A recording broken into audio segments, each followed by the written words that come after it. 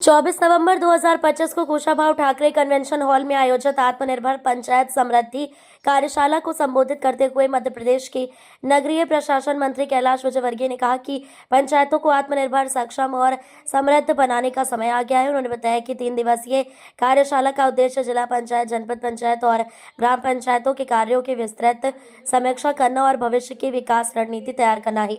मंत्री विजयवर्गीय ने कहा कि 74वें संविधान संशोधन ने स्थानीय निकायों को अधिकार संपन्न बनाने का मार्ग प्रशस्त किया है और राज्य सरकार इसी भावना के अनुरूप पंचायतों को अधिक शक्तिशाली, जवाबदेही और संसाधन संपन्न बनाने के लिए प्रतिबद्ध है। उन्होंने कहा कि वर्ष 2047 के अमृतकाल में मध्य प्रदेश के पंचायती विकास यात्रा की प्रमुख सहभागी होंगी और ग्रामीण अर्थव्यवस्था को नई दिशा देंगे। उन्होंने बताया कि राज्य सरकार का लक्ष्य है कि प्रत्येक पंचायत अपने स्थानीय संसाधनों का सर्वोत्तम उपयोग करे, नवाचार को बढ़ावा दें और रोजगार सृजन के नए मॉडल अपनाएं। डिजिटल गवर्नेंस, सतत आजीविका विकास, स्वच्छता, पेयजल, गाँव की आधारभूत संरचना और महिला स्वयं सहायता समूह की आर्थिक भूमिका को मजबूत बनाने पर जोर दिया गया। मंत्री ने कहा कि पंचायतें ग्रामीण बदलाव का केंद्र हैं और जब गांव मजबूत होंगे तभी राज्य और देश आत्मनिर्भर बनेंगे।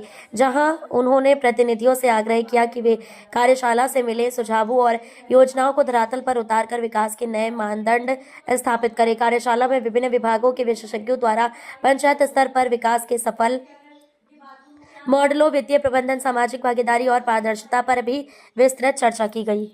कॉलोनियों के नियमों के कभी युक्तिकरण होना चाहिए। अब उसलिए कॉलोनी की परमिशन भी हो जाती है, गांव से बिल्डिंग की परमिशन भी हो जाती है। अब हम देख रहे हैं मास्टर प्लान की सड़क बन रही हमारी और उसके सामने बिल्कुल 60-70 मकान बने हुए, परमिशन वाले, रजिस्ट्री है उनके पास। तो मास्टर प्लान की सड़कें ही नहीं बन पा रही। ये बिल्कुल प्रैक्टिकल अनुभव बता रहा हूँ मैं।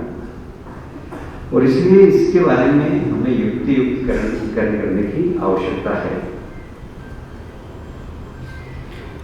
अब एक समस्या और आती है कि शहर के पास जो भी नगर पंचायत है, ये पंचायत है, वो नगरीय क्षेत्र में आना चाहती है, नगर पंचायत बनना चाहती है। रुपया पड़ा हुआ है और समस्याएं भी है पर उसका समाधान नहीं हो रहा।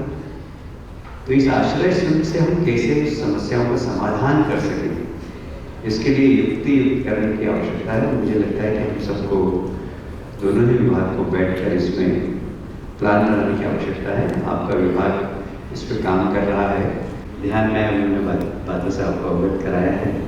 मुझे उम्मीद है कि आप सब मंत्री प्रहलाद जी को, राधा रानी जी को धन्यवाद देना चाहता हूँ कि उन्होंने मुझे प्लेटफॉर्म उपलब्ध कराया और मुझे कुछ अपनी जानकारी थी और वो देने का अवसर मिला।